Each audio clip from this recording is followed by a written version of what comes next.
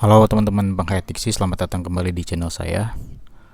Menarik setelah kemarin saya upload masalah reaksi saya terhadap debat Cawapres ya, antara Gibran, Prof Mahfud dan Caimin. Itu banyak komentar yang isinya menolak gitu ya, mengkonfrontasi ataupun mengafirmasi, atau yang kira-kira nihilis lah, nggak percaya dengan semuanya. Bagi saya semua respon itu wajar, bahkan amat sangat wajar ya, melihat memang masyarakat sekarang sudah banyak terekspos dengan berbagai macam informasi yang bisa mereka akses secara langsung gitu untuk memprofiling setiap capres maupun cawapresnya. Sehingga jangan pernah memandang masyarakat hari ini adalah orang-orang yang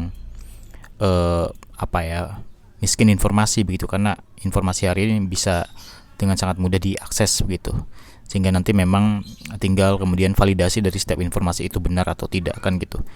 Nah, ini masih berkaitan dengan debat cawapres yang kemarin, karena salah satu yang saya sangat apresiasi, selain ya orang-orang banyak bilang show-nya Gibran menang, dan hampir semua sepakat dengan itu ya, Prof Effendi Ghazali gitu ya. Kemudian Prof belum ya, Pak Effendi Ghazali, Dokter Effendi Ghazali juga kemudian menyatakan bahwa show Gibran sukses, terlepas dengan substansinya yang belum kena. Ya saya sepakat, kalau memang bicara substansi dengan waktu yang sangat terbatas itu nampaknya memang akan sulit kita ukur. Tapi paling enggak, saya bilang di video saya yang kemarin, program dari Gibran itu nggak terlalu mengawang-awang, artinya masih bisa dikerjakan, sekalipun banyak sekali yang sifatnya keberlanjutan dari program presiden hari ini Pak Jokowi ya gitu. Sehingga dan keywordnya kan juga ada penyempurnaan gitu ya, sehingga apa yang sudah baik dilanjutkan, apa yang kurang kemudian disempurnakan begitu kira-kira. Dan Caimin akhirnya mendapatkan dari beberapa data yang diperoleh itu sentimen negatif paling tinggi ya, karena mungkin masyarakat menganggapnya ya Caimin nggak bisa jawab pertanyaannya Gibran segala macam ya. Tapi yang mengafirmasi juga baik, karena itu sikap jujurnya begitu ketika ditanya masalah State Global for Islamic Economic itu kan SGIE ya. Itu juga dia menyatakan tidak tahu dan mengkonfirmasi ulang apa itu SGIE, dan itu sikap jujur Caimin yang menurut banyak orang juga itu adalah bentuk kehambalan seorang Caimin gitu. Ya bagi saya tetap ya, format ini adalah format debat, harusnya memang lebih banyak provoking dan attacking. Apa yang dilakukan Gibran saya kira untuk format debat ya wajar gitu kan, attacking, intimidating, itulah debat. Kalau nggak mau gitu ya harusnya program KPU-nya diganti, jangan debat cawapres, diskusi cawapres. Baru itu akan lebih ke arah substansi. Tapi kalau debat itu memang provoking sifatnya. Jadi kita juga banyak juga netizen yang kemudian seolah-olah mengkritisi bahwa Gibran nggak substance nih ngomongnya. Ya apa yang akan dijadikan substance dengan 2 menit itu kan, selain format-format yang kemudian juga muncul cerdas cermat lah segala macam. Lah memang harus provoking kan gitu kalau debat. Nah, yang saya ingin garis bawahi ini, banyak pengamat terutama ya di tim PDIP ya, itu Prof Mahfud konsisten pada hal atau isu yang memiliki korelasi yang langsung dengan masyarakat. Apa? Anti korupsi. Nah ini menarik. Korupsi ini kalau saya komparasi ya, ini sama aja dengan bisnis prostitusi yang sudah lama ada, laten begitu. Dengan berbagai macam cara, ini masih ada dan ya sulit hilang gitu ya. Sehingga ini bukan tidak pernah didengungkan oleh semua visi misi capres, cawapres sebelumnya. Itu semua, hampir semua konsentrasinya adalah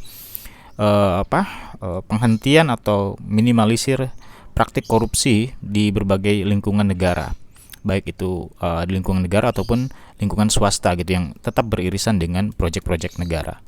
Ini sama aja dengan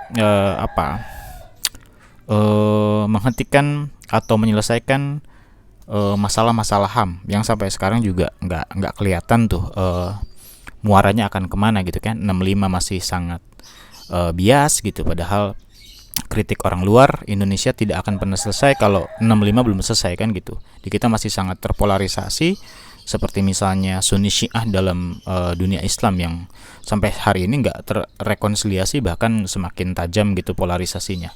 Sama diksi-diksi komunisme, diksi-diksi PKI, diksi-diksi Syiah di Indonesia itu mengerikan.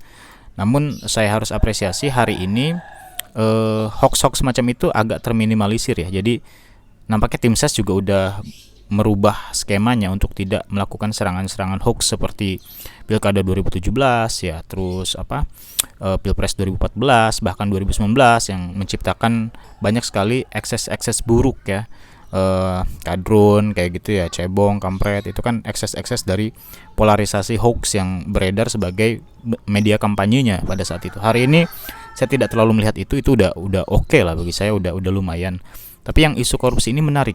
Ini kalau ada capres dan cawapres yang beneran punya skema yang sangat mumpuni dan sangat rasional kita lihat untuk menyelesaikan ini, menyelesaikan sih mungkin agak mustahil.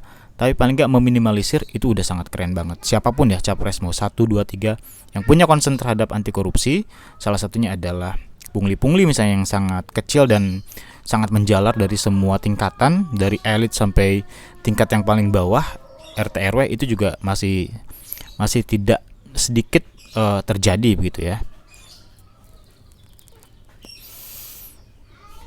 Sehingga kita perlu sih untuk kemudian menguliti ide besarnya ini, yang terutama Pak Mahfud yang sodorkan bahwa korupsi ini menjadi penyakit bangsa. Yes, totally gitu Pak. Ini penyakit laten yang sampai hari ini berbagai macam diagnosa politik, diagnosa akademik sudah disampaikan, tapi obatnya belum ada. Obat yang paling manjur untuk menghentikan ini apa? Salah satunya saya kira ini akan dimulai dari praktik kampanye itu sendiri. Atau kalau boleh mundur, praktik seleksi penyelenggara pemilu itu sendiri. Saya pernah tulis di salah satu media, salah satu yang harus diawasi dalam pemilu 2024 ini adalah Bawaslu. Karena dugaan praktik praktik titip menitip penyelenggara pemilu dari oknum partai politik itu tidak sedikit dibumikan. Hanya kemudian Dewan Kehormatan Penyelenggara Pemilu DKPP juga diam aja nih. Karena yang diserang langsung pengawasnya kan gitu. Nah ini juga kalau dari komposisi penyelenggara pemilunya saja, katakan ya, dugaannya kan ini pesanan partai politik lah, kira-kira produk pemilunya nanti akan kayak apa gitu kan. Kalau dalam penyelenggara pemilunya saja sudah banyak transaksi politik, uang, ya ini apa yang diawasi lah mereka pelakunya, misalnya gitu. Ini dugaan ya, teman-teman bisa aja nanti kalau ada yang punya data fakta silahkan disampaikan, tapi ini tercium sekali gitu loh. Jadi ratingnya misalnya di tingkat komisioner KPU Kabupaten Kota itu 200 sampai 250 juta untuk kemudian jadi sampai dilantik. Ada yang ngutang dulu, misalnya store 100 dulu, kalau udah dilantik baru store 150 juta lagi gitu ya. Silakan teman-teman periksa aja lah semua. Atau mungkin kalian punya kawan yang pernah daftar KPU atau Bawaslu, itu ada yang gagal, ada yang bayar nggak? Cek aja masing-masing. Nggak perlu naif lah kita dengan semua ini ya. Kalau dari praktik ini sudah begini, maka bagi saya mimpi tentang penyelesaian korupsi di bumi Nusantara itu ya ilusi juga. Minimal meminimalisir, menghentikan saya kira akan sangat sulit, minimal meminimalisir.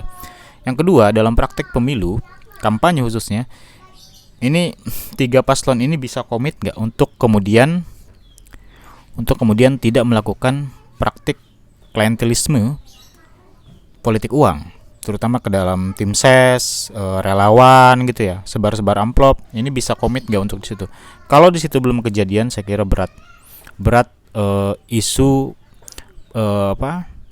menghentikan praktik korupsi di negeri ini akan tercipta. Ini semua kan hanya komoditas kampanye saja, jualan agar kira-kira rakyat ini nih calon yang paling oke. Tapi skemanya gimana sih? Gitu ya. Sedangkan di semua partai dari 3 capres dan cawapres itu semua berkasus korupsi gede ya. PDIP, Juliari Batubara gitu ya. Kemudian dari Gerindra ada Edi Prabowo di kelautan gitu kan. Kemudian dari PKB ataupun Nasdem ya, kemarin masih banyak sekali ya Nasdem. Saya kira berat kemudian kita berbicara tentang idealisme yang para pengusungnya saja tidak ideal gitu. Anti korupsi ini bahasa lama sekali. Kita butuh ide konkretnya seperti apa. Misalnya death penalty, berani nggak? Misalnya korupsi di atas 1M lah ya, di atas 1M itu langsung dieksekusi mati. Berani nggak? Ada nggak rasionalisasinya, naskah akademiknya untuk membantah aktivis-aktivis HAM yang akan membela para koruptor itu? Sedangkan catatan ICW misalnya, ini lebih dari 50 ex koruptor nyaleg lagi di beberapa tingkatan dari DPR RI, DPRD provinsi, DPRD kabupaten kota. Karena memang aturan MK yang keluarnya ketika kasus koruptor di bawah 5 tahun dan sudah dibebaskan itu boleh nyaleg lagi, kan gitu. Ini sebuah paradoksal yang kemudian ada capres atau cawapres yang menginginkan gerakan anti korupsi di rumah yang penuh sekali praktik korupsi itu. Sehingga teman-teman, ini sebetulnya menarik, sangat fundamental apa yang disampaikan Prof. Mahfud, tapi kita perlu ukur rasionalisasinya kayak apa sih sehingga korupsi ini benar-benar kira-kira bisa berakhir. Pemberian serangan fajar ketika masyarakatnya mau nerima itu juga masalah, tapi berani nggak caleg ini tidak memberikan serangan fajar sehingga mengedukasi masyarakat, tidak menjebak mereka dalam sebuah kebutuhan dilematis kan. Mungkin lupakanlah aturan pemilu yang jurdil seperti itu ya, karena mereka uang 50.000 aja itu mungkin sangat mereka butuhkan. Jadi persetan lah misalnya ini akan ditepati janjinya Pak, enggak, ketika nanti menjabat mereka butuh uang 50.000, mereka butuh uang 100.000, dan mungkin akan panjang nafasnya dengan mendapatkan uang itu dari para caleg yang lagi kampanye. Itu kan dilema bagi masyarakat kecil, mereka nggak punya pilihan, mereka butuh, tapi kemudian dituduh sebagai kelompok yang memang ikut dalam praktik politik uang. Nggak sesederhana itu. Bagi saya itu harus dimulai dari pemainnya dulu. Jangan melakukan politik uang sehingga membuka celah bagi masyarakat, khususnya mereka yang berada dalam konteks dilema karena sangat membutuhkan uang, pada akhirnya menerima. Saya kira kita harus mulai dari elit dulu, nggak bisa dari bawah. Dari bawah itu akan mengikuti realitas yang ada gitu. Apalagi mereka yang dalam kondisi ekonomi yang sulit ya. Jadi jangan pernah perbandingkan. Misalnya salah masyarakat nerima uang, nggak sesederhana itu. Jadi ini semua dalam kesadaran elit dari semua unsurnya, secara akademik lebih mumpuni, secara sosial ekonomi lebih baik. Cobalah untuk kemudian menjadi tokoh-tokoh yang lebih bersih, untuk kemudian menjadi Indonesia yang memiliki praktik korupsi yang minimalis gitu ya. Saya kira itu menarik sebetulnya, cuman saya tidak melihat ini sebagai sebuah skema yang rasional untuk dijalankan, kecuali mau ekstrim death penalty itu dilakukan. Tapi seberani apa?